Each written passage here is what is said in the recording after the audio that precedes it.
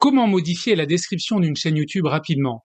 C'est ce que l'on va voir dans cette vidéo où l'on parlera de l'utilité de la description et de la manière de la rédiger correctement avec différents points clés et différentes astuces, donc reste bien jusqu'à la fin de cette vidéo. Alors la description de ta chaîne YouTube, c'est ce qui se trouve dans l'onglet à propos. On retrouve ta description à ce niveau-là. Alors cette description n'est probablement pas l'élément le plus important de ta chaîne par rapport au contenu de tes vidéos, ta bannière, ton logo ou tes miniatures. Mais comme tu cherches à optimiser ta chaîne pour avoir plus d'abonnés et plus de vues, alors tu ne dois rien laisser au hasard. Alors l'intérêt de la description est principalement de convertir un non-abonné en abonné. Alors souvent quand une personne regarde une de tes vidéos ou arrive sur ta page d'accueil, elle va aller lire ton à propos pour savoir à qui elle a affaire et quelle est la thématique de la chaîne. Ton audience en saura alors plus sur toi, te découvrira et sera donc plus à même de s'abonner. Cette description n'est pas vraiment mise en avant par YouTube. Le seul endroit où on peut la voir indépendamment de l'onglet à propos où on se trouve, c'est dans la recherche YouTube.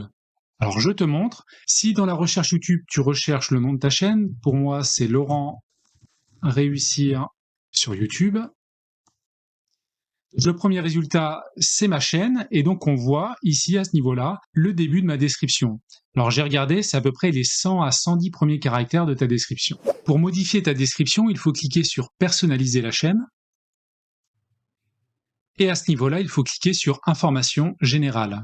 C'est à ce niveau-là que cela se passe avec une zone de texte que tu dois remplir. Alors cette zone est limitée à 1000 caractères. On le voit en cliquant dessus, il le met ici, là. Donc moi, pour le moment, j'ai 372 caractères sur les 1000 possibles. D'ailleurs, je te conseille vraiment de ne pas utiliser totalement les 1000 caractères, car pour cette description, il faut vraiment être synthétique, concis pour mieux présenter ta chaîne. Ça sert à rien de mettre trop de blabla. Une fois que tu as fait une modification, donc moi je vais rajouter juste un espace, il te reste juste à cliquer sur le bouton Publier et ça se met à jour instantanément dans ton onglet à propos. Petite parenthèse avant de te parler de la structure pour rédiger une bonne description, n'hésite pas à me mettre un petit like sous cette vidéo, c'est important pour mettre en avant mon travail, pour l'algorithme YouTube et pour que je continue à publier du bon contenu chaque semaine. Comment rédiger ta description? Alors déjà, elle doit être en harmonie avec ta chaîne, notamment en utilisant par exemple les mêmes mots-clés et être en cohérence avec ce que tu indiques sur ta bannière. Et tu dois te présenter, dire qui tu es et dire un mot sur ton expertise ou ce qui te passionne. Tu dois aussi décrire ta chaîne, bien entendu, ce que tu y fais, et puis mettre en avant un petit peu une promesse.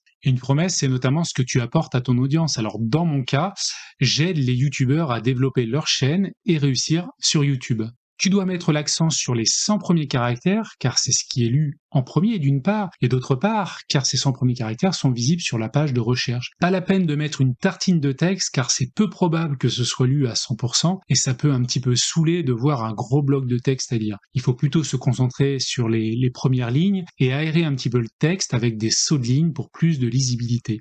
Alors, tu peux aussi mettre la fréquence de tes vidéos si cela n'est pas déjà mis dans la bannière, ou tu peux même le rappeler si c'est déjà le cas. Alors moi, c'est ce que je fais, je l'ai d'une part dans la bannière et d'autre part, je le rajoute dans la description de ma chaîne. Et si tu as le syndrome de la page blanche, va t'inspirer de ce que font les chaînes populaires sur ta thématique et tu rédiges un truc qui te convient. Alors j'ai bien dit t'inspirer, pas recopier, mais tu as vraiment des choses intéressantes à aller voir sur les chaînes concurrentes.